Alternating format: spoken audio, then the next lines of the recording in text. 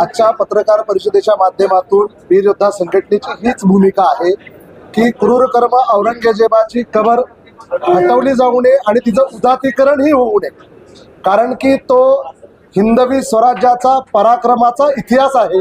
तो शेकडो वर्ष आमचा पराक्रम आमच्या पुढच्या पिढीला कळाला पाहिजे की महाराष्ट्रावर चालून येणाऱ्याला आम्ही महाराष्ट्रातच गाडलाय।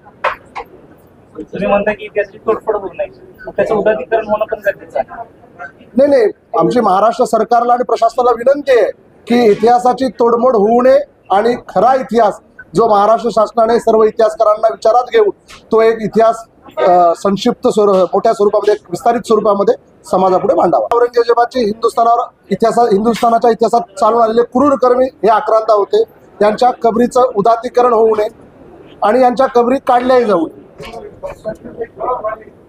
आणि या कबरींना धार्मिक स्थळ म्हणजे पर्यटक स्थळ वगैरे बनवण्याचा जो काही डाव आहे तो हाणून पाडावा, खरा इतिहास समाजाच्या पुढे आणावा सरकारने। आणि जर हे काही नाही झालं तर आम्ही राज्यव्यापी आंदोलन उभा करणार आहोत, ही आमची मागणी। औरंगजेबच्या कबरीसोबत शिवाजी महाराजांचा इतिहास दाखवायची आपली भूमिका आहे। हो, औरंगजेब आहे, अफजल खान आहे, या आक्रांतांच्या जे काही कबरी आहेत त्याच्या परिसरामध्ये हिंदवी स्वराज्याच्या मावळ्यांचा, मर्द मावळ्यांचा, आमच्या महाराजांचा पराक्रमाचा इतिहास तिथं लावण्यात यावा, जो की समाजाला तो स्पष्टरूपी दिसेल।